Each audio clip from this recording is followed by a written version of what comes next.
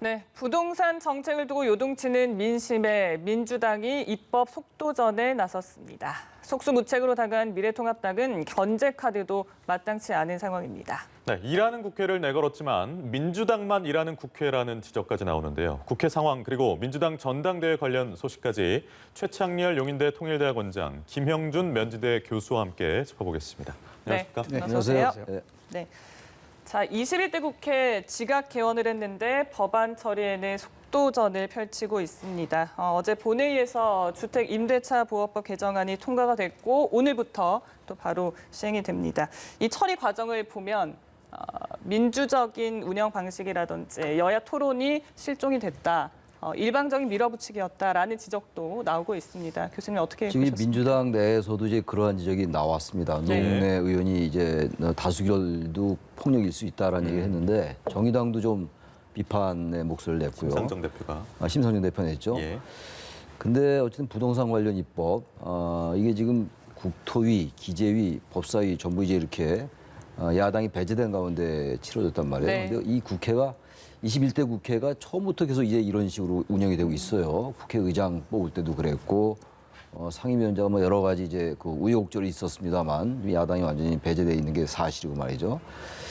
저는 부동산 관련 입법이 대단히 그 시급하다고 생각합니다. 네. 당장 오늘부터 시행이 되는데 통과된 법안들이 문제는 어쨌든 야당의 어떤 그 발목 잡기가 설령 있다 하더라도 조금 과하게 느껴지긴 해요.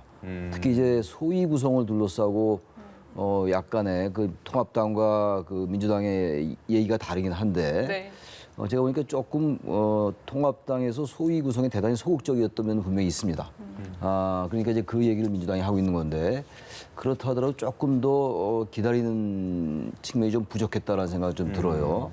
근데 이렇게 계속 하다 보면 지금 워낙 거대 여당이거든요. 176석인데 열린민주당하고 다시 합당하게 되면 뭐 열린민주당 뭐 3석밖에 안 됩니다만 거의 180석 가까이 되는 거란 예. 말이죠. 그러면 앞으로도 일반 의결 정족수에 해당하는 법안들 다 이렇게 통과시킬 것이냐. 법적인 하자는 없어요. 그러니까 다수결 뭐 전 폭력으로까지 얘기하고 싶지는 않고 예. 우리가 흔히 말하는 게 다수결 민주주의란 말을 많이 합니다. 그러니까 다수결이라는 거는 이제 민주주의의 하나의 운영 수단이죠. 다수결이 민주주의의 목표일 수는 없는 거잖아요. 예. 다수결 민주주의에서 어떤 합의제 민주주의로 가는 게 가장 올바른 정치 발전 방향이었는데 쉽지가 않죠. 예. 합의를 한다는 게. 우리나라 국회가 이제 합의를 모든 걸 통해서 합의를 해야 되기 때문에 국회 운영이나 이런 것들이 대단히 비효율적으로 되고 있는 것도 사실이에요. 야당의 책임도 저는 크다고 봅니다. 야당도 좀 어떤 대안을 내놓고 특히 부동산 관련 입법 이런 것들에 대해서는 좀 여야를 떠나서 말이죠. 적극적으로 참여할 필요가 있는데 또 야당이 어떤 법안을 내긴 냈어요. 근데 그 병합 심리가 잘 안 이루어졌어요. 전 그래서 결론적으로 앞으로 말씀 나누겠습니다만 여당이 어쨌든 부동산에 관련된 시급한 것들을 인정합니다. 네. 그리고 여당이 그런 점에서 뭐 긍정적인 평가도 받을 만해요. 예. 그렇다 하더라도 어떤 그 소위가 잘 구성이 안 된 상태에서 통과됐다라는 거 전체 상임위에서 그거는 저는 좀 비판받을 점이 충분히 있다. 좀 그렇게 생각합니다. 근데 이제 네. 부동산이 속도전이다라고 주장을 한 이유가 이번 회기 내 처리를 못하면 사실 국감에도 밀리고 해서 11월에나 처리를 해야 되는데 이게 가을 이사철이나 이런 것들이 껴있어서 좀 시급하다라는 게 민주당의 입장이거든요. 제가 그래서 그 말씀 드렸잖아요. 충분히 그 민주당의 입장 이해할 수 있다라는 것이고 부동산 관련 이 얘기가 뭐 워낙 지금 시급한 문제니까 뭐 단순히 경제적인 문제뿐만이 아니에요. 이제는 이 30대들이 뭐 영끌이란 말까지 나올 정도 아니에요. 영혼을 끌어모아서 집을 산다는 말이 나올 정도니까 부동산의 안정이 대단히 시급한데 그래도 조금 더 명분으로라도 야당을 조금 포용하는 모습이 조금 아쉬움은 분명히 있다는 얘기입니다. 예. 네.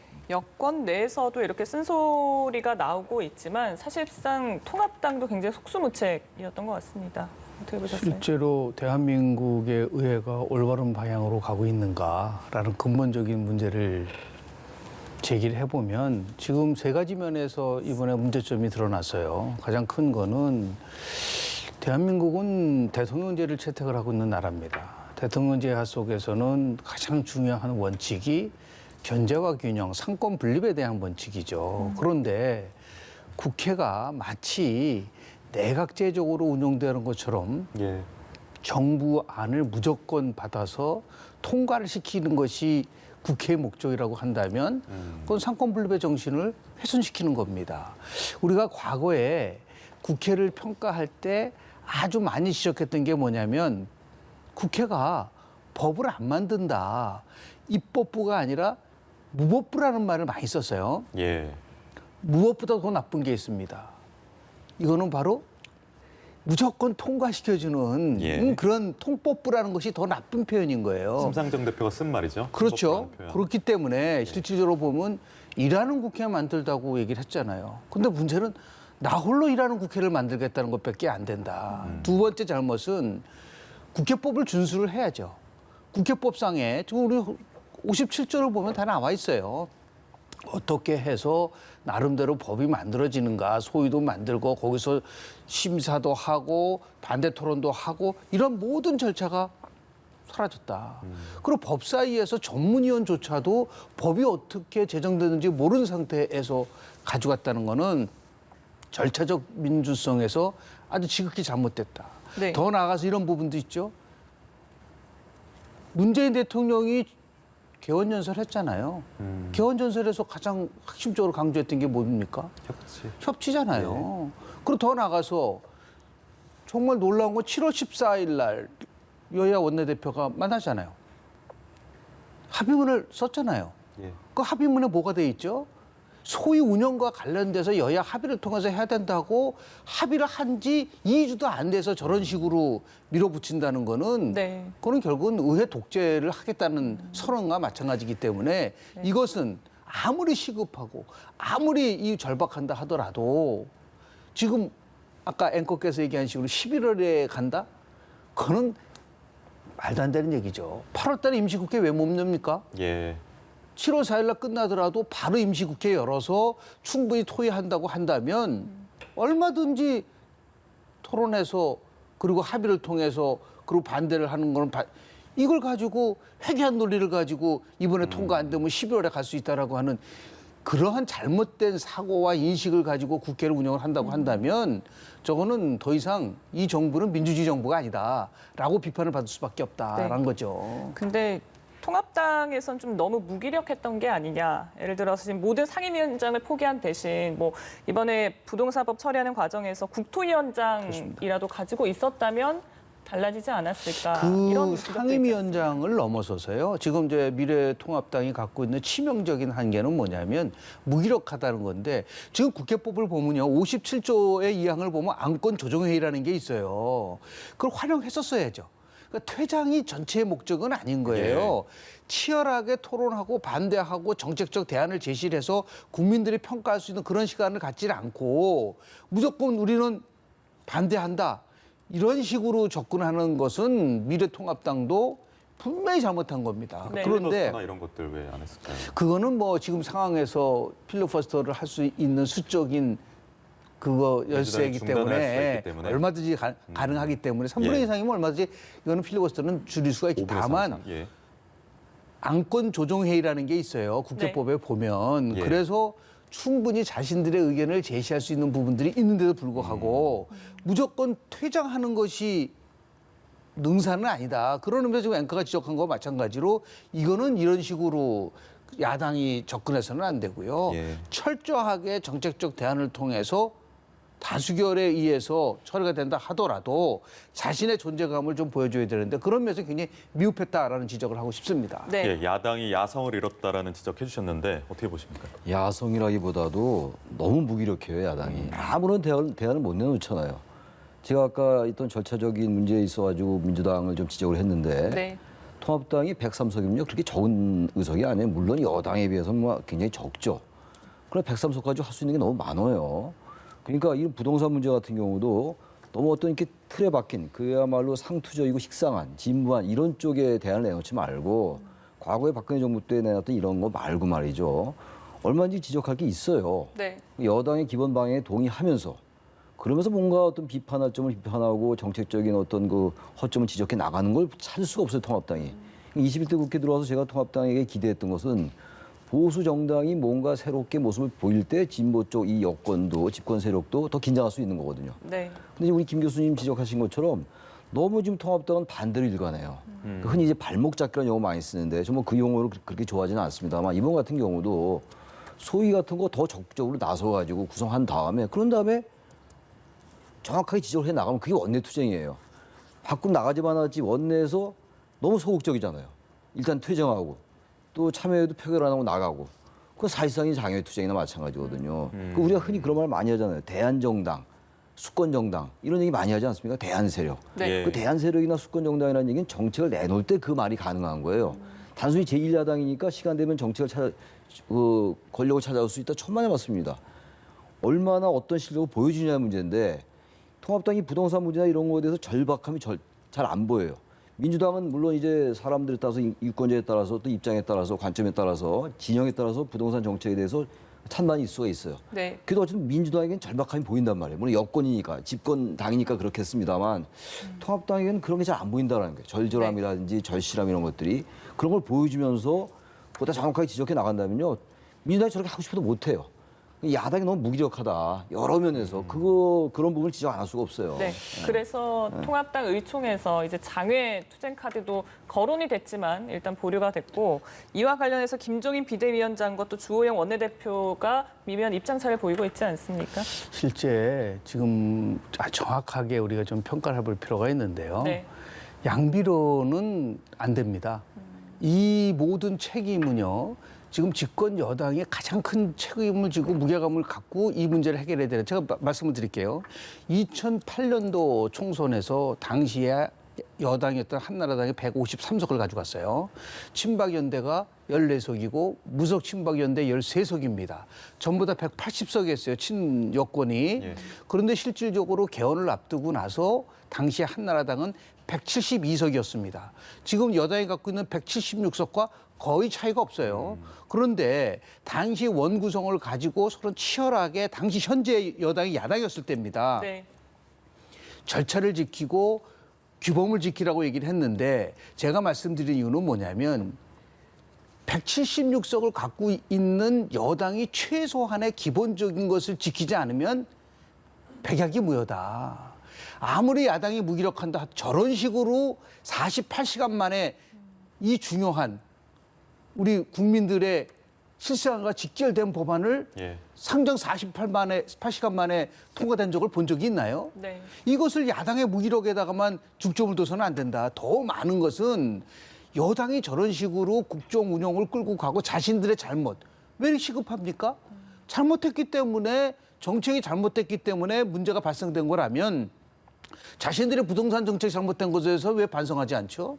그런 의미에서라도 더욱더 임시국회를 연장안 아니더라도 이 문제와 관련돼서 여야가 치열하게 토론을 해야 되는 그런 절차를 생략한 상태에서 이 문제를 풀어간다고 한다면 저는 집권여당에 자격이 없다. 네. 저거는 결국 얘기하면은 심상정 원내대표가 얘기하지 이 통법부라고 하는 심상정 원내대표도 부동산법에 관련돼서 인정하고 시급하다고 주장하고 있잖아요. 예. 그러나 이런 식의 절차는 안 된다. 민주주의는 결과가 중요한 게 아닙니다.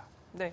과정이 중요하다는 말씀 좀 드리고 싶습니다. 그러면 일단은 근데 지금 뭐 무기력한 게 어쩔 수 없는 상황이었다라고 말씀하셨지만 기력을 찾아서 뭔가 행동을 해야 될 거 아닙니까, 통합당도? 지금 말씀대로 원내 투쟁을 중심으로 해서 원내 투쟁을 한다고 해서 이게 효과가 있는 거는 아니에요. 그러니까 네. 김정은 비대위원장이 와서 지금 100일을 지금 맞이했어요. 6월 1일 날 출범을 했으니까 약 100일이 됐는데 두 가지 면에서 변화를 주고 있지 않습니까? 첫 번째는 뭐냐면 무조건 장애 투쟁이라든지 반대를 위한 반대 투쟁에 대해서는 선을 긋는다. 예. 두 번째는 뭐냐면 국민이 요구하고 있는 중요한 어젠다를 제시를 해서 많은 국민들이 야당이 존재감이 있다는 것을 보여주기 위한 이 두 가지를 지금 하고 있거든요. 물론 뭐 차기 대선 후보에 대한 거는 오열애로 한다 하더라도 그래서 기본소득제를 포함해서 그동안 진보가 지장했었던 여러 가지의 정책을 펼친다고 한다면 마찬가지예요. 이 부동산법과 관련돼서도 야당이 생각할 수 있는 여당이 미처 생각하지 못했었던 것을 아주 굉장히 과감하고 담대하게 제안을 함으로써 그러한 정책 경쟁을 할 수 있는 것을 배제한 상태에서 무조건 여당을 잘못했다고 얘기하기 전에 네. 우선적으로 정책적 역량을 키워야 된다. 그것을 통해서 국민들이 선택을 할 수 있어야 돼요.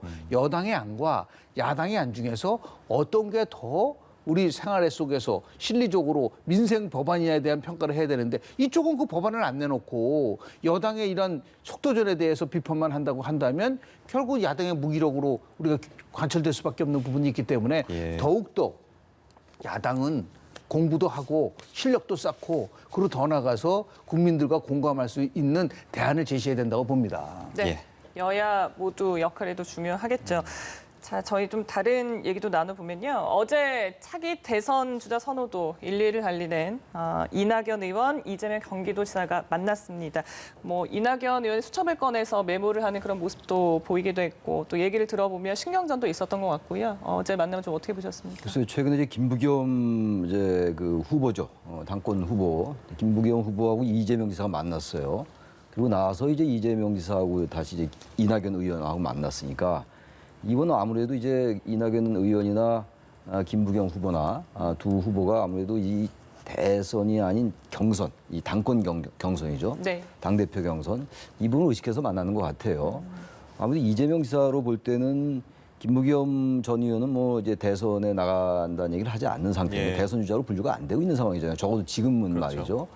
이재명 지사로서는 이낙연 의원보다는 김부겸 전 의원과 어떤 이제 연대를 하는 모습을 보이면 김부겸 전 의원 입장에서 볼 때 네. 이재명 지사도 어떤 이낙연 의원을 좀 이제 중장기적으로 좀 견제를 해야 될 거 아니에요. 그래서 김부겸 후보와 이재명 지사가 만난 게 좀 상당히 의미를 가졌다고 평가가 되는데 이낙연 의원으로서는 상당히 이 경선에 있어가지고 불리할 수 있는 거죠. 이 구도 자체가. 네. 두 분이 다 뭐 이른바 친문으로 분류되는 분들은 아니라 하더라도 예. 이재명 지사도 그렇고 이낙연 의원도 그렇고 말이죠. 그래서 또 이제 주목을 끌었던 거예요. 게다가 두 분 다 지금 말씀처럼 지금 현재 대선 주자 이제 지지도가 1, 2위를 이제 하는 분들이기 때문에 뭐 향후 근데 이제 이 민주당 내에 이 대선 주자군이 어떻게 형성되느냐가 중요할 것 같고 일단 8월 29일 날이 경선이죠. 예, 다음 달 29일이 이제 예. 민주당 네. 경선이에요. 그 일정이 끝나고 난 다음에 누가 이제 대표가 되느냐. 그것도 굉장히 이제 당내 이 대선 구도에 뭐 결정적인 이 가늠자가 될 수가 있는 거란 말이죠. 그런 점에서 어제 만난 그 두 정치인의 이 모습이 상당히 주목을 끌었다고 보여집니다. 예. 네, 김영준 교수님은 어떻게 보십니까? 실질적으로 지금 당내에서 일어나고 있는 여러 가지 당권 경쟁, 결국은 정치는 연대입니다. 실제로 지금 민주당은 크게 네 가지의 정치 세력이 서로 경쟁을 하고 있어요. 가장 큰 세력은 친문 세력이라고 볼 수가 있고, 예. 친문도 원조 친문이냐, 이번 21대 국회에 들어온 청와대 출신의 친문이냐 나눠질 수가 있고요.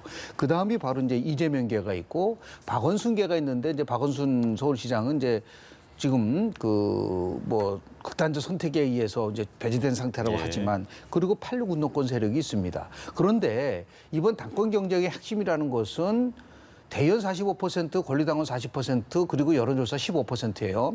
그렇다고 그러면은 권리당원에 대한 40%가 아주 철저한 강성 친문 세력들이 권리당원입니다.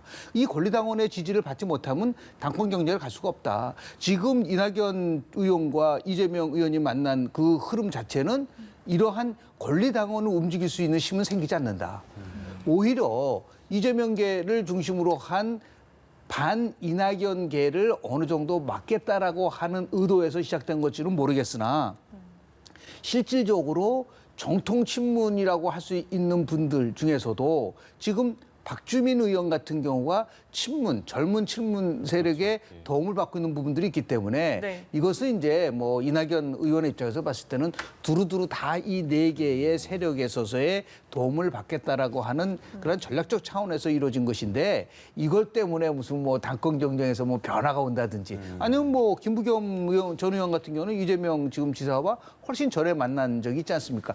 이낙연 대 반 이낙연 구도가 만들어진다는 것에 대한 것을 원천적으로 봉쇄할 수 있는 길이 있다면 바로 이낙연 의원이 저렇게 이재명 지사와 만나서 이것은 원팀이라는 것을 강조해 나가는 그리고 굉장히 중요한 시점이기 때문에 여하튼 간에 정부가 성공할 수 있기 위해서는 하나가 되자라고 하는 그런 메시지를 전달하는 그 정도 수준의 만남이지 않은가 생각을 합니다. 알겠습니다.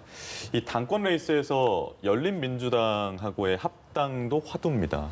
저 후보들이 정권 재창출을 위해서 안고 가야 한다는 점에서 온도 차이는 있지만 긍정성을 모두 띠고 있는데 이해찬 대표 지금 대표는 뭐 연합은 가능하지만 합당은 없다라고 말한 바가 있죠. 그래서 당권이 바뀌게 되면 어떻게 좀 예상을 하시는지요? 그래서 지난 선거 과정에서 열린민주당을 상당히 견제를 했었죠. 네. 그다음에 열린민주당이 있었고 이제 더불어시민당이 있었잖아요. 민주당의 이제 비례대표 정당이었어요. 이른바 이제 위성 정당이었는데 이 의석이 이제 그쪽으로 갈 수가 있으니까 같은 지지층을 두고 말이죠. 근데 열린민주당과의 합당 열린민주당이 세석인데 지금 거기 있는 분들이 사실 거의 민주당과는 여러 가지 뭐 정책이나 이슈나 이런 데 있어가지고 별 차별성을 보여주지 않고 있어요. 뭐 그런 면에서는 뭐 합당을 할 수 있다고 저는 생각합니다. 단지 이제 지금 이제 여권이 보여주고 있는 이제 뭐라 그럴까 특히 최강욱 의원, 열린민주당 대표 최강욱 의원, 뭐 김진애 의원 이런 분들이 너무 지나치게 민주당하고 색깔이 같아요. 그러니까 어떤 사안에 있어가지고 특히 이제 검찰 개혁이라든지 최근에 여러 가지 뭐 어떤 이슈에 있어가지고 너무 목소리가 같으니까 합당하는 건 좋은데 이게 또 여론에 어떻게 미칠까도 한번 생각해 봐야 될 것 같아요. 네. 그래서 저는 막상 이제 대선 경선이 끝나고 아니 대선이 아니라 이번에 당권 경선이 끝나고 말이죠. 합당에 대한 뭐 원칙적인 합의는 있다 하더라도 말이죠. 저는 그렇게 쉽게 결정을 안 할 수도 있을 것 같아요. 아마 그래서 지금 이해찬 대표가 조금 이제 결이 다른 얘기를 하는 것 같거든요. 저는 그래서 이 부분은 크게 봐서는 합당이 뭐 무리가 아닐지 모르겠으나 네. 지난 선거 과정도 그랬고 이 열린민주당이 생긴 과정이라는 게 있잖아요. 그렇다면 합당에 대해서 조금 더 신중할 필요는 있지 않을까라는 생각이 들어요. 여론을 고려한다면요. 예. 예, 알겠습니다. 네. 어떻게 보셨습니까?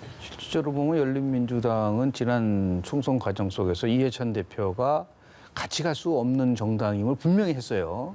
그 실질적으로 보면 지금 뭐 최강욱 대표가 기소된 상태에서 지금 국회의원을 하고 있기 때문에 이런 상황 속에서 과연 어떻게 민주정당이라고 할 수 있는 민주당이 그냥 무조건 열린민주당을 통합할 수 있느냐라는 문제가 나오게 되는 거예요. 다만 문재인 대통령이 최강욱 대표에게 전화를 해서 같이 함께 검찰 개혁에 관련된 부분을 하자라고 하는 시그널을 줬기 때문에 아마도 당 대표가 바뀌게 되면 네. 지난 총선 과정은 이제 자연스럽게 뭐 묻혀지고 새로움을 향해서 갈 수 있다는 부분들도 있겠으나 제가 볼 때는 이것이 과연 무엇을 위한 합당이냐라는 거예요. 뭐 예를 들어서 지금 민주당의 의석이 굉장히 적기 때문에 176석을 갖고 있는 정당이 뭐 3석 있는 정당과 합당을 하면서 얻을 수 있는 정치적인 효과는 저는 별로 없다고 봅니다. 그런 의미에서 봤을 때 각 정당이 가질 수 있는 저런 식으로 하다 보면 어떤 잘못된 시그널을 주냐면 총선을 앞두고 기존에 있던 정당을 나가서 탈당해서 그리고 언제든지 다시 돌아올 절대로 다시 받아들이지 않는다. 한번 당을 나간 사람들에 대해서는 이렇게 해서 뭔가 강력한 메시지를 주는 게 맞는 것이지 뭐 상황에 따라서 뭐 탈당해서 나갔다가 다시 또 합치고 이건 정당 정치를 큰 틀 속에서 보면 훼손시키는 부분들이 많기 때문에 제대로 된 정당이라고 한다면 굳이 열린민주당이랑 합당한다라는 것이 지금 국민들도 관심도 없어요. 열린민주당의 의원이 누군지도 잘 모르고 그런 면에서 봤을 때 다분히 전당대회의 용으로 예. 거론될 수 있는 것이지 큰 틀 속에서 보면은 이거는 뭐 큰 그 정치적 쟁점이 될 수는 없다고 봅니다. 네. 차기 지도부가 이제 들어서게 되면 또 어떤 뭐 선택을 할지도 궁금해지는데 어쨌든 3파전입니다. 8월 29일 전당대회를 앞두고 있고요.